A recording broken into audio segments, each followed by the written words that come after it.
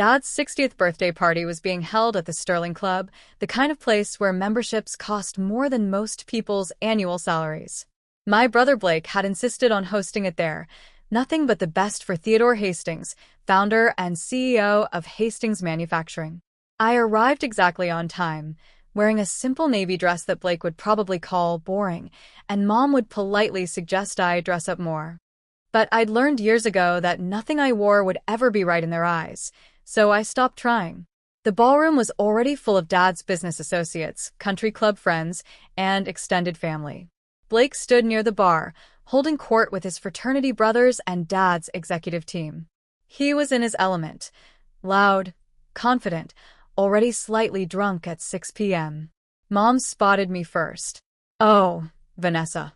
You came." "Of course I came. It's Dad's birthday." She gave me that familiar tight-lipped smile. "Well, you've been so busy with your little consulting work. We weren't sure you'd make time." My little consulting work was a thriving business analytics firm with 15 employees and seven-figure revenues, but I'd stopped correcting her years ago.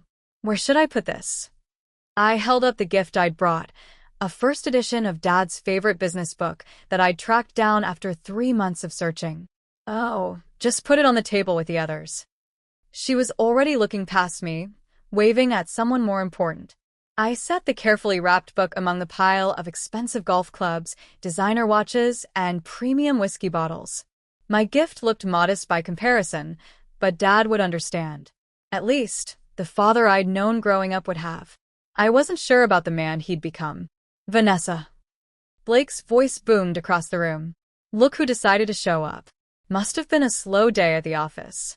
His friends laughed. I smiled politely and headed toward the buffet table, helping myself to food while trying to be invisible. It was a skill I'd perfected over the years. Blake followed me because of course he did. You could have at least tried to look festive. This is a celebration." "I'm celebrating," I said calmly. Quietly. "That's your problem, Ness. Everything's always quiet with you. No ambition, no drive. Dad built an empire and you're content running a little spreadsheet business." I took a bite of salmon and said nothing. Engaging with Blake when he was drinking never ended well. "But hey," he continued, draping an arm around my shoulders in a way that looked affectionate but felt possessive, "at least you'll be taken care of. Family's family, right? Even if you didn't earn it." I stepped away from his arm. "Excuse me." I found a quiet corner and ate my dinner, watching the party unfold.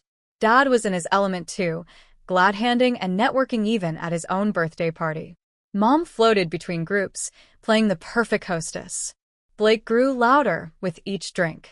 And I stayed in my corner, invisible as always, until Dad stood up to give a speech. "Thank you all for coming," he said, his voice carrying across the ballroom. 60 years old. Hard to believe. Feels like just yesterday, I was starting Hastings Manufacturing in a rented garage with nothing but a drill press and a dream. Applause. Dad smiled, basking in it. "I've been blessed in business and in life. Great friends, wonderful colleagues, and most importantly, family." He gestured toward Mom, who beamed. Then toward Blake, who stood up straighter. "My son Blake, who's been working alongside me for the past 8 years. Learning the business inside and out." More applause. Blake actually took a small bow. Dad's eyes found me in my corner. "And my daughter Vanessa, who's always been, well, she's here tonight and that means a lot." Polite, scattered applause. I nodded slightly, used to being the afterthought. "I'm not getting any younger," Dad continued. "And I've been thinking a lot about legacy, about succession, about what happens to Hastings Manufacturing when I'm gone." The room went silent. This was what everyone had been waiting for. "I haven't made any final decisions yet," Dad said, and I saw Blake's face fall slightly. "But I want you all to know that the company is in good hands. The next generation of Hastings leadership is ready." He raised his glass. "To family, to business, and to the future." "To the future," everyone echoed. As the party continued, I noticed Blake pulling Dad aside, their heads close together in intense conversation. I couldn't hear what they were saying, but Blake's body language was urgent, almost pleading. Dad patted his shoulder and nodded. Blake's face broke into a huge grin. 20 minutes later, Blake was back with his friends at the bar, and I was close enough to hear their conversation while pretending to examine the dessert table.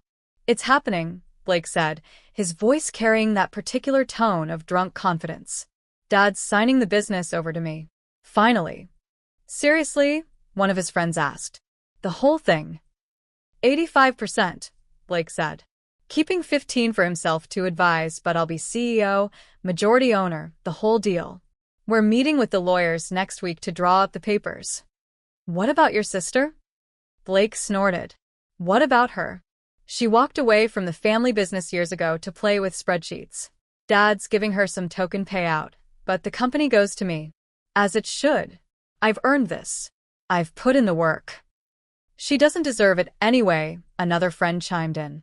"No offense, but she's barely even here half the time." "Exactly," Blake agreed. "Dad built this company for someone who'd appreciate it, who'd carry on the legacy. That's me, not her." They all raised their glasses in congratulations. I watched Blake's face, flushed with alcohol and triumph and certainty that he'd finally won. I picked up a small plate of dessert and went back to my corner.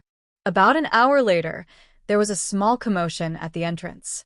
A distinguished-looking man in his 60s had arrived, scanning the crowd. Dad spotted him and frowned. "Robert? I wasn't expecting you tonight." Robert Morrison, Dad's corporate attorney for 20 years, looked uncomfortable. "Theodore, I apologize for the intrusion, but there's an urgent matter we need to discuss. It can't wait until Monday." Urgent? "What kind of urgent?" Robert's eyes found me across the room, then looked back at Dad. "Perhaps somewhere private?" "Anything you need to say can be said here," Blake interjected, walking over. "We're all family and friends." Robert hesitated, then pulled out a folder from his briefcase. "Very well. Theodore, I received a formal notification this afternoon regarding Hastings Manufacturing's corporate structure. Specifically, regarding majority share ownership."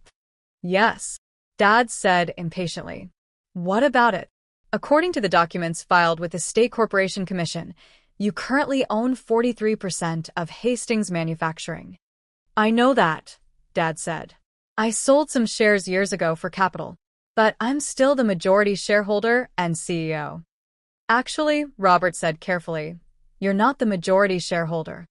The room had gone completely silent. Everyone was listening now. Blake laughed. "Of course he is. Who else would?" "Your sister," Robert interrupted, looking directly at Blake. "Vanessa holds 81% of voting shares in Hastings Manufacturing. She's held majority control for 7 years." The glass in Blake's hand slipped and shattered on the marble floor. The silence that followed was absolute. "That's impossible," Dad said, his face going pale. "I never sold her." "You didn't," Robert agreed. "Harold Hastings did." "Grandpa," Blake stammered. "Grandpa's been dead for 9 years. 8 years and 7 months, I said quietly, speaking for the first time. "He died 2 weeks after I graduated from business school." All eyes turned to me. Robert nodded. "Harold Hastings owned 51% of the company as founder. When he passed, according to his will and trust documents, those shares were transferred to his granddaughter, Vanessa Marie Hastings." "Why wasn't I told about this?" Dad demanded. "You were told," Robert said gently. "I personally delivered the notification to you 8 years ago. You were not in a good place at the time. Your father's death hit you hard. You said you'd deal with it later and never followed up." I watched Dad's face as memory struggled through denial. His father had died suddenly, a heart attack at 72. Dad had been devastated, barely functional for months. "I don't remember," Dad started. "I have the signed receipt," Robert said, pulling out another document. "And copies of the stock transfer certificates. And the updated corporate bylaws. And the annual proxy votes that Vanessa has been submitting for the past 7 years, all properly documented and filed." Blake turned to me, his face twisted with confusion and rage. "You've owned the company for 7 years? And you never said anything?" "You never asked," I replied calmly. "I've been working there." He stopped. realization dawning. Wait, Is this why? Why what? I asked, though I knew exactly where he was going. Why Dad never actually made me a partner? Why the COO position never materialized? Why I'm still listed as Senior Vice President instead of Executive VP like I was promised? Blake, Dad started. Because SHE owns the company, Blake shouted. Because nothing could happen without her approval.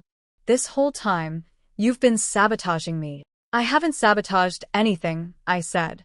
I've been protecting the company. Protecting it from what? I set down my dessert plate and walked to the center of the room. from you, Blake.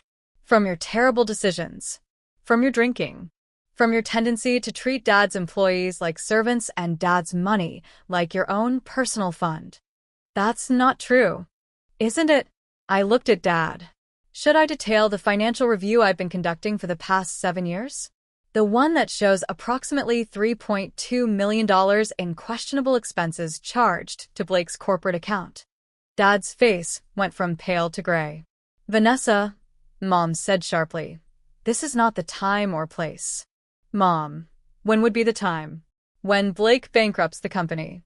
When the IRS comes asking questions about those business trips to Vegas that didn't involve any actual business? How do you know about those?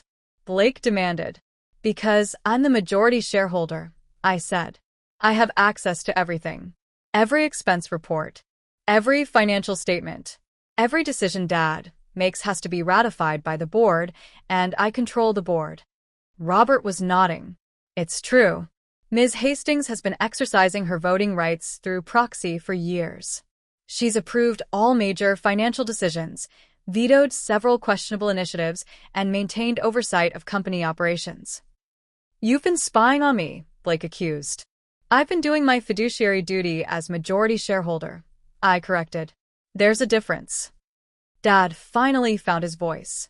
Vanessa, why didn't you tell me? Why didn't we discuss this? We did discuss it, Dad. 8 years ago. You told me to handle it because you couldn't deal with Grandpa's death. So I handled it. By secretly controlling my company? It's not your company, I said gently but firmly. It's Grandpa's company. He founded it. He built it. And he left it to me. Why? Blake demanded. Why you and not Dad? Why you and not me? I pulled my own folder from my purse. I'd been carrying it all night, waiting for this moment. Because Grandpa saw clearly. He loved Dad, but he knew Dad's weaknesses. The need to be liked. The inability to say no. The tendency to choose family loyalty over business sense.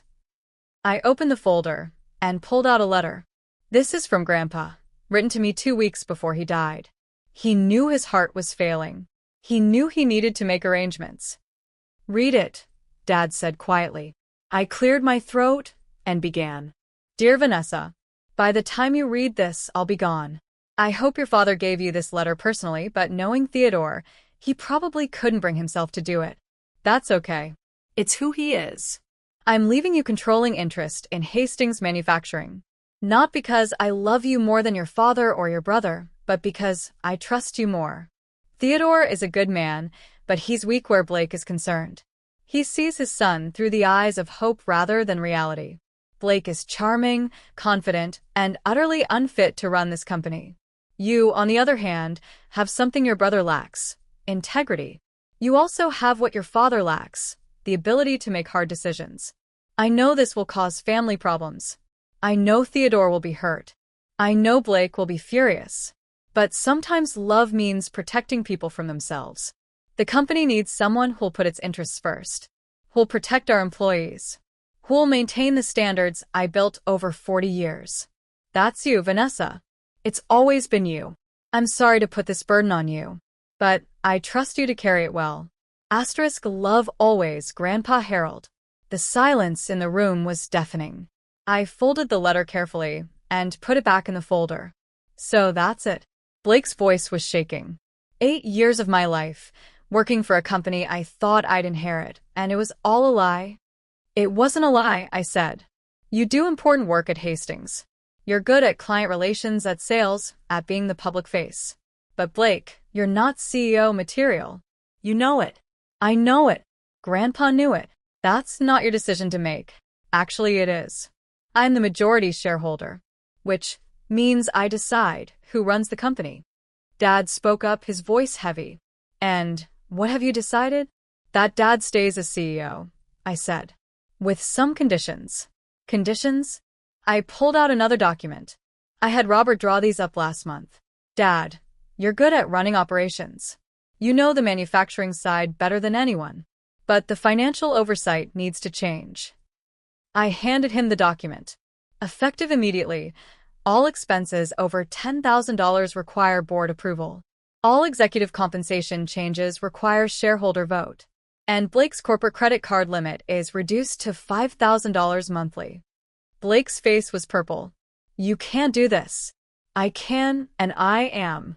You've spent $180,000 this year alone on business expenses that have nothing to do with business. That ends now. Dad. Blake turned to our father desperately. Are you going to let her do this? Dad was reading the document, his hands shaking slightly. These terms are reasonable. Very reasonable, actually. More generous than I'd be if our positions were reversed. What? Blake looked betrayed. Son, she's right. About the expenses. About the oversight. I've been letting things slide because... He trailed off, looking at me with something like shame. Because you're my son, and I wanted to believe the best. So that's it. Blake looked around wildly at the assembled guests, most of whom were staring at their drinks, at the floor, anywhere but at the family drama unfolding. Everyone's just going to let her waltz in here and take over? I'm not taking over, I said patiently. I've been the majority owner for 7 years. I'm just done being invisible while you run the company into the ground. Blake grabbed his jacket. I'm done. I quit. You can run your precious company yourself. Blake, wait. Dad started. But Blake was already storming out, his friends trailing awkwardly behind him. The party, unsurprisingly, ended shortly after that. Dad called an emergency board meeting for Monday morning. I drove down from my home office Sunday night, checking into a hotel near Hastings Manufacturing Headquarters. I hadn't been to the facility in 3 years. I'd done all my shareholder duties remotely, reviewing documents, attending board meetings via video conference, exercising my proxy votes. But I'd never set foot on the property since Grandpa's funeral. Walking through those doors felt surreal. The receptionist didn't recognize me. Can I help you? Vanessa Hastings. I'm here for the board meeting. Her eyes widened. Oh, Ms. Hastings. I'm so sorry, I didn't realize. Please go right up. Conference room, A. I took the elevator to the 3rd floor. The executive suite looked exactly as I remembered. Same dark wood paneling, same corporate photography, same slightly musty smell of old carpet. The conference room was full. Dad sat at the head of the table, looking like he'd aged a decade over the weekend. The 5 board members, all old friends of Grandpa's who'd served for years, sat in awkward silence. Vanessa, Dad said quietly. Thank you for coming. Of course. I took the seat at the opposite end of the table, the seat Grandpa used to occupy. Shall we begin? Asked Martin Chen, the board's senior member. Dad cleared his throat. As you're all aware, some information came to light this weekend regarding the company's ownership structure. Information I should have been clearer about years ago. He looked at me. Vanessa, would you like to address the board? I stood, pulling out my laptop. I've prepared a presentation. If I may. For the next hour, I walked them through everything. The share transfer. 7 years of proxy votes. Financial analyses. Blake's expense reports. Concerning patterns in company spending. Areas of inefficiency. Opportunities for growth. I'd been doing this work for years, but always remotely, always quietly. Now I laid it all out in detail. When I finished, Martin spoke first. This is thorough. Very thorough. I take my responsibilities seriously, I said. Clearly. Theodore, were you aware of all this? Dad shook his head. Not the details. Not the extent. I knew Vanessa voted by proxy, but I didn't realize she was conducting this level of oversight. Because you never asked, I said gently. And I didn't force the issue. But things have changed. Blake's spending is unsustainable. The company needs restructuring. And I can't do this remotely anymore. What are you proposing? Asked Janet Wu, the CFO. That I take a more active role. Not as CEO. Dad's good at that. But as chair of the board. Active oversight. Weekly meetings. Direct involvement in major decisions. I looked at Dad. I'm not trying to push you out, but I can't be a passive shareholder anymore. Dad nodded slowly. I understand. And you're right. About all of it. I've been negligent. In many ways. The board voted unanimously to approve my proposal. I was officially chair of the board of Hastings Manufacturing. After the meeting, Dad asked me to stay. I owe you an apology, he said once we were alone. Many apologies, actually. Dad. Let me finish. I've been a terrible father to you, Vanessa. Not intentionally, but that doesn't make it better. I always favored Blake. Always saw him as my successor. Always dismissed your accomplishments because they weren't what I wanted you to accomplish. He sat down heavily. Your grandfather saw what I couldn't. Or wouldn't. That Blake is charming but irresponsible. That you have the integrity and intelligence this company needs. That I was too weak to admit it. You're not weak, Dad. I am. Especially where Blake is concerned. I wanted so badly for him to be ready. To be worthy. I overlooked everything that proved otherwise. What are you going to do about Blake? I asked. Dad sighed. I don't know. He's not speaking to me. Your mother is furious with both of us. The family's fractured. The family's been fractured for years, I said quietly. We're just finally being honest about it. Blake showed up at my hotel that night, drunk and angry. You destroyed everything, he slurred when I opened the door.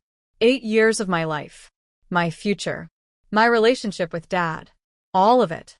Blake, you're drunk. Go home. Home. He laughed bitterly. To what? To Mom crying? To Dad not looking at me?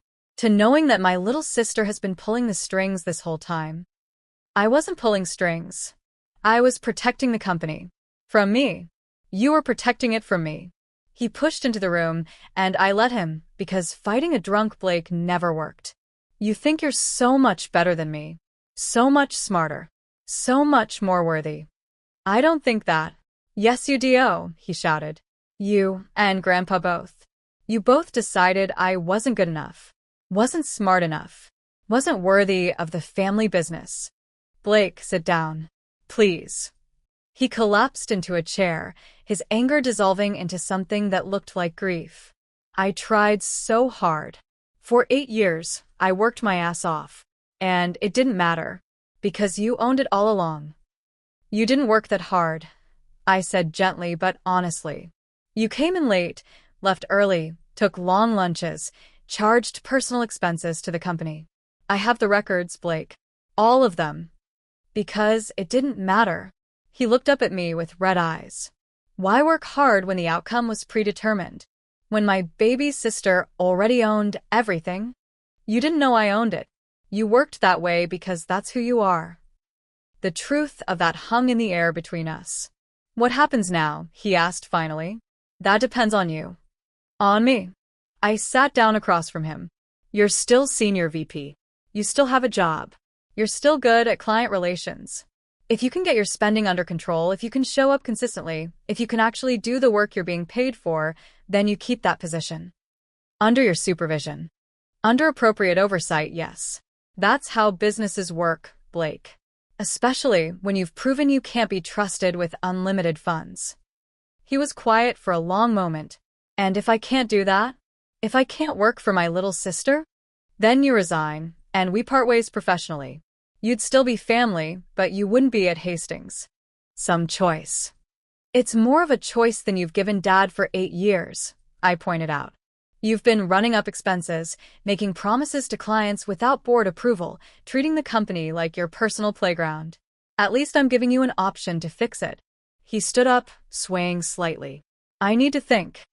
Take your time. But Blake. He paused at the door. Get help. For the drinking. Please. He left without responding. Blake did get help. Not immediately. It took another month of spiraling before he finally checked himself into a treatment program. 60 days inpatient, followed by intensive outpatient therapy. When he came back to work, he was different. Quieter. More focused. Actually present in meetings instead of just physically there. I'd restructured his role while he was gone. Smaller client portfolio. Direct supervision from Janet. Strict expense limits. He accepted it without argument. "I'm not happy about this," he told me in our first one-on-one meeting after his return. "But I'm trying to understand it. That's all I ask." I talked a lot about family in therapy, about being the golden child, about how that messed me up in ways I didn't realize. And I'm starting to see how I treated you. How we all treated you. Like, you didn't matter because you weren't who we wanted you to be. Blake. No, let me say this. I'm sorry. For all of it. For the dismissal, the mockery, the assumptions. For taking credit for work you were doing behind the scenes. For never once asking if you wanted to be involved. It was the first real apology I'd ever gotten from him. "Thank you," I said. "That means a lot." "I don't know if we can have a real relationship," he continued. "Brother-sister, not just boss-employee. But I'd like to try. If you're willing." "I'm willing," I said. "But Blake, it has to be real. Not just you wanting back into my good graces for business reasons." "I know. I'm in therapy twice a week. Working on it. All of it. We weren't close. Probably never would be. But it was something. With active oversight, Hastings Manufacturing transformed. I brought in consultants to streamline operations. Updated technology systems. Improved employee benefits. Cut wasteful spending while investing in growth areas. In 6 months, profits were up 18%. Employee satisfaction scores rose. We landed 3 major contracts that had been stalled for years. Dad and I developed a working rhythm. He handled day-to-day operations. I handled strategic planning and financial oversight. We met twice weekly to coordinate. "Your grandfather would be proud," he told me one day. "Of the company?" Of you. "Of how you've handled all this." "I'm proud too, even though I haven't shown it well." "You're showing it now. That matters."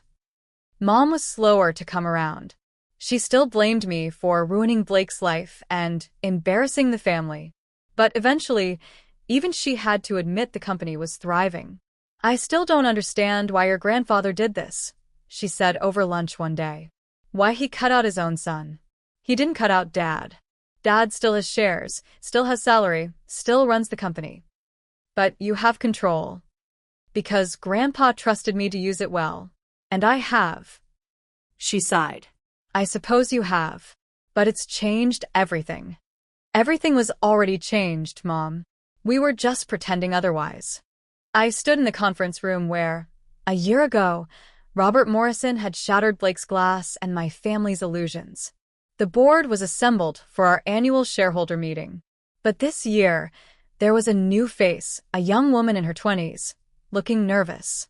"Everyone," I said, "I'd like to introduce Taylor Morrison. She's joining our board as an advisor." Taylor just completed her MBA and has some innovative ideas about sustainable manufacturing. Taylor was Robert's granddaughter, brilliant and passionate about environmental business practices. She reminded me of myself at that age, full of ideas, desperate to prove herself, underestimated by everyone around her. I'd mentored her for 6 months.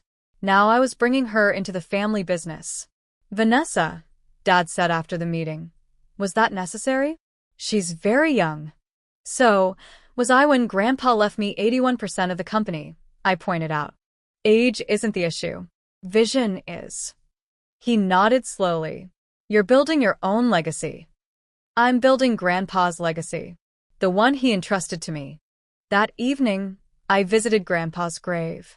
I'd been coming monthly since that birthday party, updating him on the company, on the family, on everything he'd set in motion. "It's been a year, Grandpa," I said, arranging fresh flowers. "A year since everything came out. Since Blake learned the truth. Since Dad realized what you'd done." The cemetery was quiet, just birds and wind. The company's doing well. Really well. Blake's in recovery. Dad and I have a better relationship than we've had in years. Mom's mom. But she's trying. I sat on the bench near his headstone. I understand now why you did it. Why you gave me this burden. It wasn't just about protecting the company. It was about protecting me, giving me proof that I mattered, that I was worthy, that your faith in me was real and documented and legally binding. Tears came, but they were gentle, healing tears. You saw me when no one else did. You believed in me when my own parents couldn't.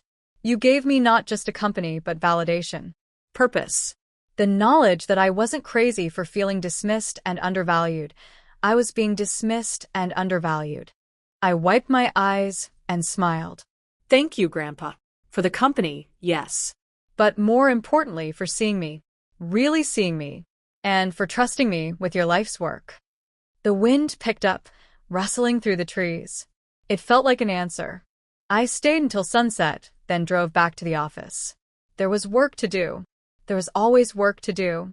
But now it was work I chose. Work I controlled. Work that validated everything I'd always known I was capable of. Grandpa had given me that gift, and I would honor it every single day.